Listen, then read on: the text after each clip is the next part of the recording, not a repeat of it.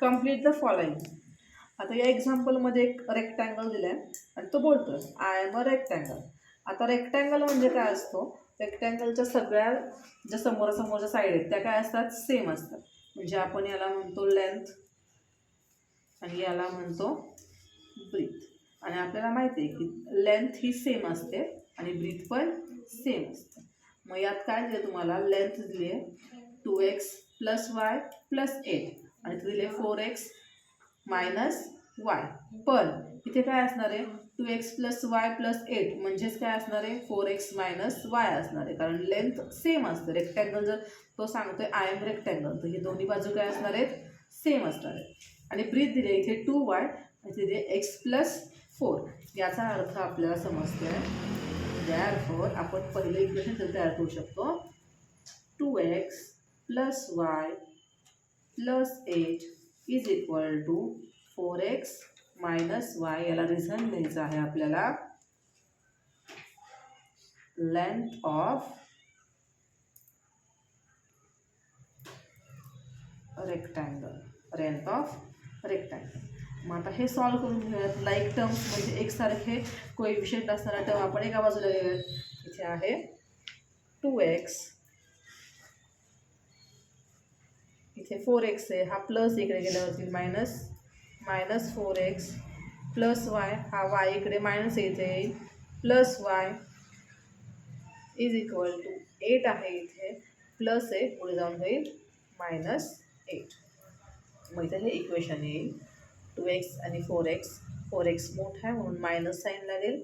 2x + 2y = -8. हे equation first मिळेल. तसंच आपण आता ब्रीथचं काढूया. ब्रीथ काय दिली आहे आपल्याला, 2y = x + 4. याला रिझन काय द्यायचं आहे आपल्याला, ब्रीथ ऑफ रेक्टँगल.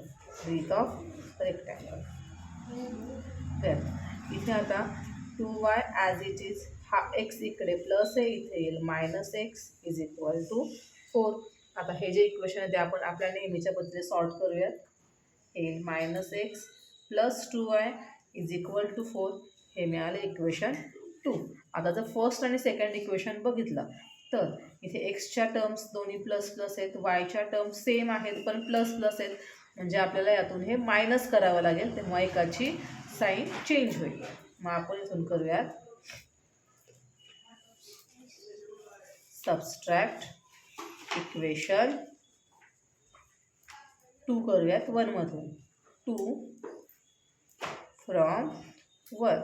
मग फर्स्ट इक्वेशन आहे -2x + 2y = -8. हे इक्वेशन 1. आणि यातून आता आपल्याला करायचं इक्वेशन मायनस कोणतं, हे -x + 2y = 4. हे इक्वेशन 2. हे मायनस करायचे. मायनस साईनमुळे यातले सगळे साईन चेंज होतात. इथं मायनस साईन दिलं की याचं साईन झालं प्लस, याचं साईन झालं मायनस आणि याचं साईन झालं मायनस. मग आता हे आन्सर येईल आपलं, हे मायनस प्लस मायनस होणार आहे. 2 मधनं 1 गेला, 1च राहिला, मोठ्या संख्येचं चिन्ह म्हणून मायनस. हे दोन्ही एकमेकांना कॅन्सल. हे मायनस ॲड होणार, -8 + 4 -12. आता जेव्हा या दोन्हीकडेही मायनस साईन असतात तेव्हा आपण ते एकमेकांना कॅन्सल करू शकतो. म्हणजे त्या आन्सर येईल x = 12. ही मिळाली एक्सची value. Therefore put x = 12 in equation. आता इथे कोणतं इक्वेशन आहे आपलं, छोटं इक्वेशन कोणतं आहे, हे याच्यात टाकूयात 2 मध्ये. इक्वेशन 2 मध्ये इक्वेशन आहे -x + 2y = 4. एक्सची व्हॅल्यू टाकली आपण 12 + 2y = 4. इथे एक्सला साईन मायनस येते, ही मायनस येईल. 2y = 4. हा -12 इकडे गेला, झाला +12. y = 12 + 4 16. हा 2 इकडे मल्टिप्लाय, इथे गेल्यावरती डिवाइड होईल. 2 × 1 = 2, 2 × 8 = 6. y मिळाला आपल्याला 8. आता y 8 मिळाला म्हणजे ही आहे आपली, x कशासाठी होतं आपलं, लेंथसाठी होतं नाही सॉरी, अजून लेंथ आणि ब्रीथ फाइंड आउट करायची आहे. आता लेंथसाठी यातलं कोणतंही एक घ्या, तर आपण लेंथ करू शकतो. आता मी इथं लेंथ फाइंड आउट करते.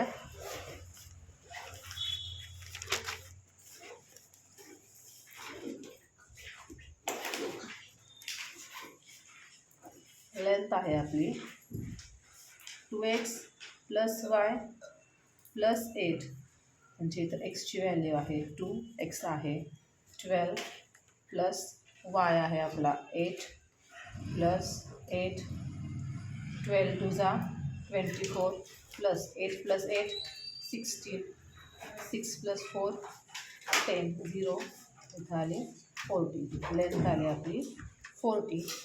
नाही दिलं इथे, लेंथ आली 40 आणि ब्रीथ आली, ब्रीथ किती आता x + 4, x आहे आपला 12 + 4, 12 आहे, 12 + 4 16, म्हणजे ब्रीथ मिळाली तुम्हाला 16.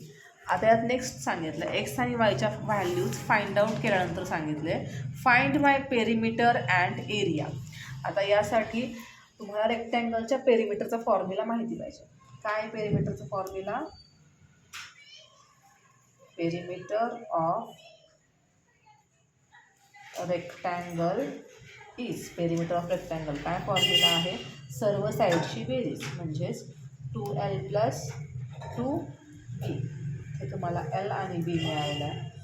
ॲज इट इज l आहे 40 + b आहे 60. 40 2 जा 18 + 16 2 जा 32. 2 as it is 8 + 3 11, 112. Addition correct आहे ना? 0 2 as it is 12. Okay. Then area. आता एरियाचा फॉर्म्युला काय आहे? Area of rectangle. काय area of rectangle? Length into breadth. Length आहे 40, ब्रीथ आहे 16. 16 16 0 जा 16, 16 4 जा 64, 16 4 जा 64, 640. हा आला एरिया. देअरफॉर लास्टला क्वेश्चन विचार आपण राईट करूयात.